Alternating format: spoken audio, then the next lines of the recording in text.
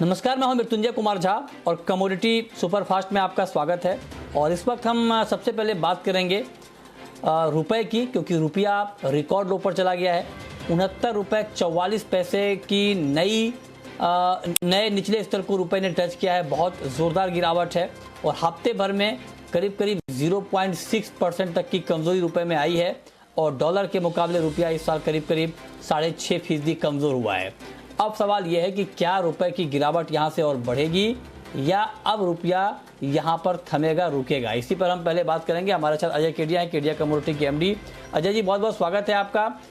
क्या लगता है आपको, रुपया यहाँ से 80 या फिर मार्केट यहाँ पर रुक जाएगा? नमस्कार।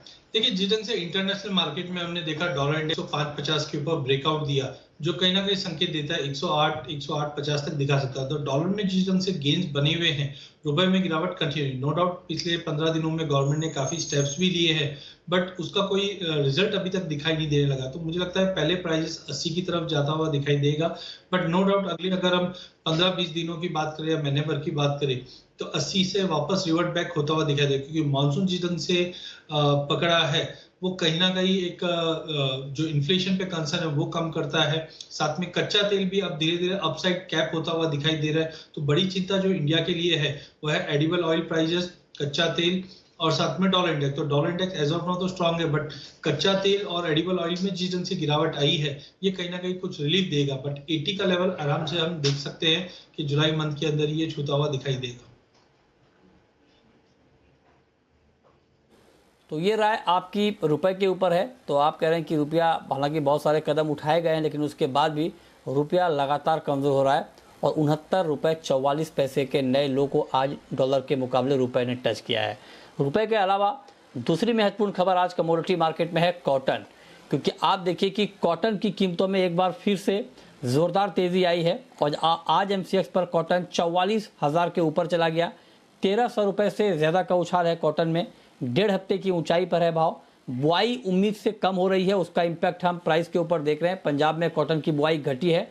पंजाब में कॉटन की बुआई 10 साल में सबसे कम हुई है। ये वजह है जिससे कॉटन के दाम बढ़े हैं। हमारे साथ संजय जैन साहब हैं, MD हैं TT के। संजय जी, बहुत बहुत स्वागत है आपका। बुआई घटने के अलावा और क्या रीजन देख रहे हैं सर आप कॉटन में तेजी का? अभी आपको जैसे पता है मानसून का टाइम चल रहा है, तो रोज नई खबरें आती है। बारिश टाइम से हो रही है, लेट हो रही है, डेफिसिट हो रही है। And sowing as we know depends on rainfall excepting north India.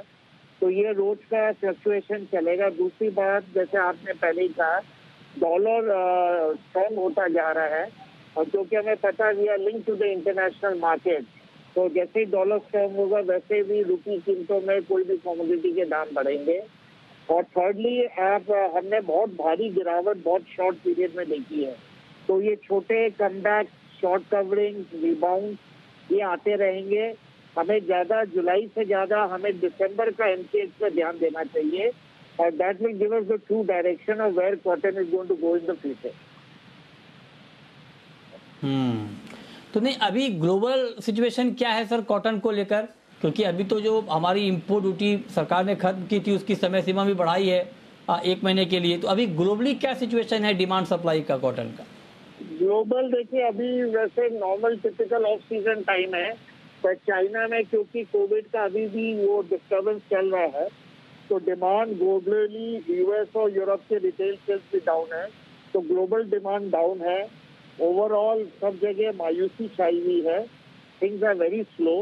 तो कोई खास बढ़ने के कोई खास संकेत या कोई ऐसे इंडिकेटर्स नहीं है कि हम इसमें कोई जंप देखेंगे जो सस्टेन हो सके। अच्छा, एक बात सर और, कॉटन में बहुत ज़्यादा उठापटक हमने देखी है पिछले दिनों, बहुत तेज़ी और बड़ी गिरावट भी। तो आपको लगता है कि मार्केट इसी तरह वॉलेटाइल रहेगा या किसी एक डायरेक्शन में सस्टेन करेगा? देखिए, अभी जब तक ये सोइंग का क्लैरिटी नहीं आता इंडिया एंड इंटरनेशनली और थोड़ा सा ये डिमांड स्टेबिलिटी नहीं आती है, तो मेरे ख्याल से मार्केट वॉलेटाइल रहेगा। लेकिन ओवरऑल बेरिश ट्रेंड है। हम बुलिश ट्रेंड, डेफिनेटली हमें बुलिश ट्रेंड लेके नहीं चलना चाहिए। ठीक है, तो आप कह रहे हैं कि गिरावट ही आगे आएगी, कोई तेज़ी की संभावना अभी दिखेगी नहीं। बहुत शुक्रिया संजय जी आपका हमारे साथ जुड़ने के लिए और कॉटन पर अपना व्यू देने के लिए। तो ऐसे में अजय जी, जो लोग ट्रेडर हैं, जो फ्यूचर मार्केट में ट्रेड करते हैं कॉटन में, उनके लिए इस भाव पर क्या सुझाव, क्या सलाह?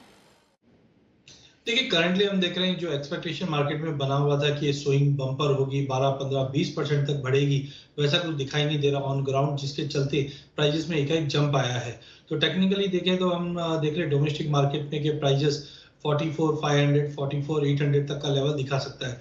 तो आज के लिए 43,200 के करीब लेके चलिए। प्राइजेस में बाय ऑन ड्रॉप की रणनीति अपना के चलिए। 44,200 का इमीडिएट टारगेट रहेगा। बट ओवरऑल मुझे लगता है स्विंग की क्लियरिटी अगले 15-20 दिन में और अच्छे से आ जाएगी। बट ओवरऑल जो उम्मीद थी पहले कि 18-20% तक भी भाव को देख के स्विंग बढ़ जाएगी, बट वैसा अब ग्राउंड पे नहीं दिखाई दे रहा है। ठीक है, ओके। तो ये बात कॉटन की। चलिए आगे बढ़ते हैं। अब आपको बताते हैं कि आज के लिए आप ट्रेड कहां पर कर पाएंगे, अभी ट्रेडिंग कॉल्स क्या क्या है मार्केट में, ये आपको बताते हैं। तो शुरुआत गोल्ड से। गोल्ड में अजय जी क्या किया जाए? बड़ा ही रेंज का ट्रेड है मार्केट में। जो एक्शन हमने देखा था लास्ट वीक, वो अब कम होता हुआ दिख रहा है। तो क्या किया जाए इस भाव पर गोल्ड में? देखिए, बिल्कुल लास्ट वीक की वॉलिडिटी के बाद मार्केट आज कंसोलिडेट होता हुआ दिख रहा है। इनफैक्ट अगर हम देखिए 15 दिन पहले वाली रेंज में अटक चुका है, जो 50,500 से लेकर 51,200 का रेंज है। तो आज के लिए हमें लगता है कि 50,600 के करीब लेके चलिए। 50,400 का स्टॉप लॉस रखिए। अपसाइड रहेगा बट लिमिटेड रहेगा, जो 50,900, 950 तक का लेवल दिखा सकता है। ठीक है, तो ये रहा आपकी हो गई गोल्ड के ऊपर। चांदी में भी सिमिलर ट्रेड अजय जी? चांदी के लिए हमें बेस मेटल को थोड़ा ट्रैक करना चाहिए। जिस ढंग से हमने देखा चाइना ने स्टिमुलस की घोषणा की, उसके बाद बेस मेटल में थोड़ी रिकवरी के चांसेस दिखाई दिए हैं। उसी का सपोर्ट चांदी को भी मिल रहा है। बट अनलेस एंड अनटिल ये 58,500 का लेवल नहीं तोड़ता है, पॉसिबिलिटी है वापस गिरावट मिल जाए। बट आज के इंटरडे ट्रेड की बात करें तो 56,800 का लेवल थोड़ा ठीक लगता है। यहाँ पे हमें बाइंग इनिशिएट करके चलनी चाहिए। जो लिमिटेड अपसाइड रखेगा, जो 57,800 तक का लेवल दिखा सकता है। ठीक है, अब बात करेंगे कच्चे तेल की। क्रूड में गिरावट बढ़ गई है, 2% से ज़्यादा दाम घटे हैं कच्चे तेल के। $105 के नीचे आ गया है ब्रेंट क्रूड, और MCX पर भी 8,150 के नीचे फिसला है भाव। वजह यह है कि चीन में ओमिक्रॉन का सब वेरिएंट, जो कोरोना का ओमिक्रॉन है उसका सब वेरिएंट मिला है, और इससे वहाँ पर लॉकडाउन बढ़ने की आशंका बढ़ गई है। उसका इम्पैक्ट ये हुआ कि डिमांड घटने की आशंका भी बढ़ी, और जिससे कीमतें दबाव में हैं। चीन दुनिया का दूसरा सबसे बड़ा क्रूड कंज्यूमर है। तो आपको लगता है क्रूड अभी बेचना चाहिए अजय जी? देखिए, कच्चे तेल में हमें लगता है कि दबाव कंटिन्यू रहेगा। जिस ढंग से इन्फ्लेशन कंसर्न तो अपनी जगह पे है, बट चाइना भी काफी बड़ा इंपॉर्टेंट फैक्टर रहेगा। साथ में बताया जा रहा है कि ये हफ्ते के अंदर यूएस प्रेसिडेंट है वो मिडिल ईस्ट के दौरे पे भी है, जहां पे कोशिश करेंगे कि प्रोडक्शन और बढ़ाया जाए, जिसके चलते दबाव मेंटेन रहेगा। तो कच्चे तेल में हमें लगता है कि 80 to 60 या करंट लेवल से बिकवाली की जा सकती है। 8,050 का एक साइकोलॉजिकल लेवल है। अगर प्राइस 8,000 का लेवल तोड़ती है तो और ज्यादा गिरावट बढ़ सकती है। तो ओवरऑल कच्चे तेल में बिकवाली करके चलना चाहिए। ओके, तो ये राय आपकी हो गई कच्चे तेल पर कि कच्चे तेल में इस वक्त क्या करना चाहिए। अब आते हैं मेटल में। जो कहानी क्रूड की, वही कहानी मेटल की। क्योंकि अगर कोरोना को लेकर चाइना में चिंता बढ़ती है तो क्रूड की डिमांड घटेगी, तो मेटल की डिमांड भी घटेगी। क्योंकि चाइना सबसे बड़ा कंज्यूमर है मेटल का भी, तो लिहाजा वही चिंता मेटल मार्केट पर भी पिछले कई दिनों से दिख भी रही है, और आगे भी इसकी संभावना होगी। तो ऐसे में कॉपर में अगर एग्जैक्टली इस वक्त आपसे ट्रेड पूछूं मैं, तो आज के लिए क्या किया जाए? देखिए, बिल्कुल कंसर्न तो ओमिक्रॉन का भी बना हुआ है चाइना से। बट दूसरी ओर हमने देखा कि इकोनॉमी को स्टेबल रखने के लिए जो स्टेप्स पिछले हफ्ते भी 200 बिलियन के आसपास का इन्फ्यूजन था, और ये हफ्ते में भी कुछ अपडेट्स आ रहे हैं, तो उसको देखते हुए लगता है प्राइजेस कहीं ना कहीं कंसोलिडेट करेगा। तो उसी को मध्य रखते हुए कॉपर में हमें लगता है कि 653 का एक रेंज अच्छा है। यहाँ पे एक थोड़ी बाइंग कर सकते हैं। 48 के स्टॉप लॉस है, 648 के स्टॉप लॉस है। अपसाइड रहेगा बट लिमिटेड रहेगा 662 का। ओके, ठीक है। तो आप कह रहे हैं कि लिमिटेड रहेगा, बहुत तेज़ी नहीं रहेगी। इंट्राडे में बेशक आप बाइंग का ट्रेड ले लें, लेकिन शॉर्ट टू मीडियम टर्म का ट्रेंड अभी भी कॉपर का निगेटिव है। अब कॉटन सीड ऑयल के कपास खली की बात, चूँकि कॉटन में बहुत तेज़ी आई है, बाय प्रोडक्ट है कपास खली, यहाँ पर क्या सुझाव आपका, क्या करना चाहिए?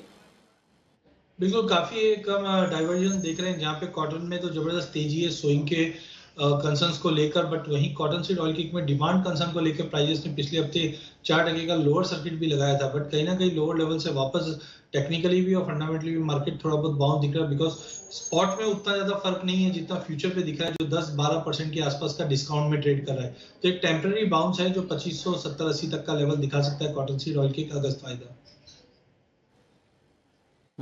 ओके, अच्छा, ग्वार का मार्केट अब कैसा लग रहा है आपको अजय जी? क्या मार्केट बॉटम बना चुका है ग्वार का?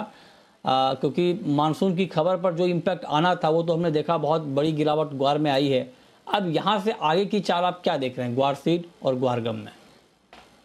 देखिए, मई से लेकर अभी तक हमने काफी बड़ी गिरावट हमने ग्वार में देखी है, चाहे डिमांड कंसर्न की वजह से पकड़े या चाहे हम सोइंग या फिर मानसून को लेकर। तो आई थिंक जो जो बड़े फैक्टर्स थे वो एज ऑफ नाउ फैक्टरिंग हो चुके हैं और साइकोलॉजिकली प्राइजेस 5000 का लेवल होल्ड कर रहा है। तो टाइमिंग मुझे लगता है प्राइजेस 5000 से लेकर 5450 के दायरे के अंदर ही ट्रेड करेगा। इंटरडे प्रोस्पेक्टिव से 5170 पे बाय करके चल सकते हैं। लिमिटेड अपसाइड्स 5350 का रहेगा। पर जैसे कि जो बड़े इवेंट्स थे वो ऑलरेडी फैक्टर इन हो चुके हैं, तो प्राइजेस को कुछ बड़ा ट्रिगर चाहिए, वो यूएस साइड से आएगा प्रोडक्शन को लेकर, बट उसके लिए 5450 के ऊपर होल्ड करते हैं तो हम बोल सकते हैं कंफर्मेटिव ये चीज प्राइजेस को सपोर्ट करेगी। तो आई थिंक 5350 के टारगेट के लिए एक बार लेके चल सकते हैं। ओके, अच्छा, कैस्टर पर कोई नया व्यू आपका, नई राय कैस्टर के ऊपर? देखिए, कैस्टर के अंदर हमने देखा कि चाइना काफी इंपॉर्टेंट रोल प्ले करता है। इससे पहले जब चाइना ओपन अप की बात हो रही थी जून में, तब हमने कैस्टर को 7500 का भी लेवल छूते हुए देखा। बट फिर से जो कोरोना का कंसर्न बन रहा है चाइना में, वो कहीं ना कहीं मील और ऑयल के एक्सपोर्ट पे इम्पैक्ट करेगा नेगेटिवली, जिसके चलते प्राइजेस 3-4 दिनों से दबाव में है। तो आई थिंक 7350 से 7550 का दायरा रहेगा जब तक चाइना से डिमांड इंप्रूव नहीं होती है। पॉसिबल एक छोटा पुल बैक देखने मिल सकता है 7350। और ध्यान ये भी रखिए कि स्विंग का पीरियड स्टार्ट हो चुका है ऑलरेडी, जो अगले 10-12 दिन के अंदर क्लियरिटी मिलेगी कि इस बार स्विंग पिछले साल के मुकाबले कैसी रहेगी। बट ओवरऑल चाइना इस वक्त काफी इंपॉर्टेंट रहेगा काफी कमोडिटीज के लिए। ओके, एक सवाल मेरा होगा आपसे ओवरऑल स्पाइसेस के ऊपर, मसालों के ऊपर, वहां पर क्या आउटलुक है अभी आपका? देखिए, मसालों में हमने बताया था कि अप्रैल मई जून में मार्केट साइडवे टू नेगेटिव रहेगा, रिसेशन का खतरा रहेगा। बट जैसे जुलाई मिड से हम आगे बढ़ेंगे तो धीरे धीरे डिमांड में इंप्रूवमेंट होते हुए दिखाई देगी। बट जैसे हमने हल्दी के अंदर देखा है, प्राइजेस अभी स्विंग के पैटर्न्स के ऊपर फॉलो करता हुआ दिखाई देगा, जो 7700 से 8150 का रेंज रहेगा। धनिया में ऑलरेडी हमने लोअर लेवल से 10850 से 12400 का एक बड़ा जंप आते हुए देख पा रहे हैं। तो प्राइजेस अपने आप को कंसोलिडेट करता हुआ दिखाई देगा, जो 11800 के करीब आने पे वापस लेके चलिए, जो 12600 से 12800 का लेवल दिखा देगा। अंत में अगर जीरे की भी बात करें तो 22000 के इर्द गिर्द मार्केट कंसोलिडेट कर रहा है। बीच में चाइना एक्सपोर्ट्स की कुछ अपडेट्स आई थी जो प्राइजेस को अपलिफ्ट कर रही है, बट अभी कंसोलिडेशन है। ओवरऑल मसाले के अंदर जीरा और धनिया दोनों अच्छे लगते हैं। ठीक है, चलिए, बहुत शुक्रिया आप अजय जी आपका जुड़ने के लिए, बताने के लिए कहां पर कमाई के मौके बनेंगे।